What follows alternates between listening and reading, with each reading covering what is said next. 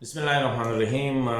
ګران کتونکو السلام علیکم. ګران کتونکو تاسو خو پاکستان کې دا وخت تش سیاست دی او سیاسي پولرایزیشن دی او سره معاشي مسلې دي او سره د سکیورټي مسلې دي. دغه شانتي افغانستان هم خو د دوه ملکونو ترمنځ مشکل سره داسې ښه خبرونه راځي چې د هغې سره د دوه ملکونو عوام چې کوم دی سپیشلی یوث چې کوم دی هغه انګیج شي. اوس چې دا کوم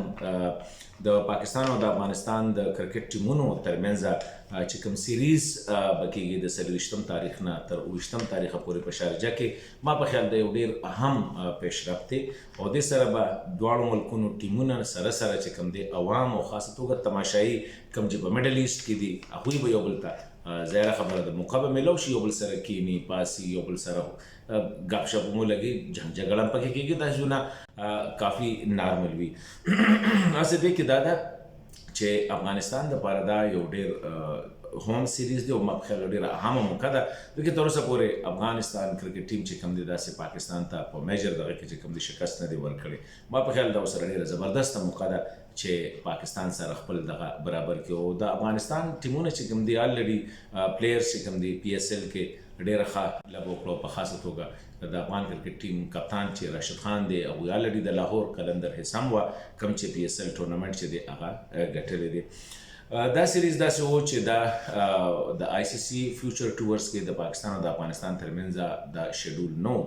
و کله چې استرالیا د استرالیا هغه و چې استرالیا بیک آوټ کړله او وایي چېرې د افغانستان کې طالبان حکومت چې دی هغه د زنانو سره ښه سلوک نه کوي، نو په دې وجه هغوی بیک آوټ کړل. دا وینډو چې کومه ده بیا پاکستان افر وکړو چېرې هغوی دا ایکسپلایټ کړي. د دې سره به کوم پاکستان کوم افر کړی دا هم دی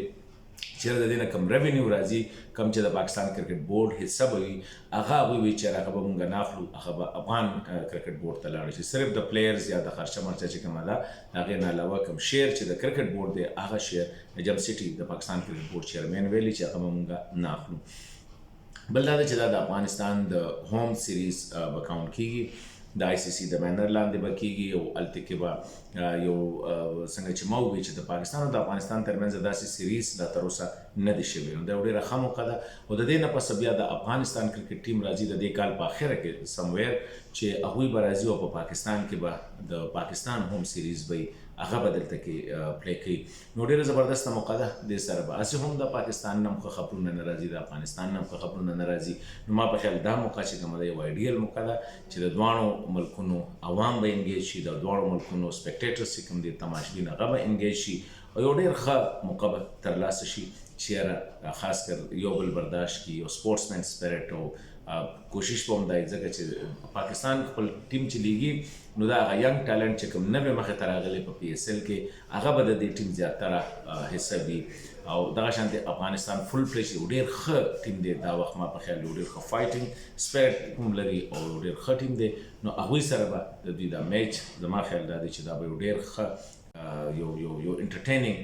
گیم به انشاءالله مخې ته راځي او د دې سره دواړو ملکونو ولسونو ته هم یو ښه پیغام هم لاړ شي، یو ښه موقع به میلاو شي چې ګپ شپ هم ولګي او د دواړو ټیمونه چې کوم دي د هغوی ترمنځ مقابلې مو ګوري. نو انشاءالله د 24 نه تر 29 پورې 3 T20 میچونه به کېږي په شارجه کې د افغانستان ټیم سره او دا په نیوټرل ایونیو دا د افغانستان سیریز دی.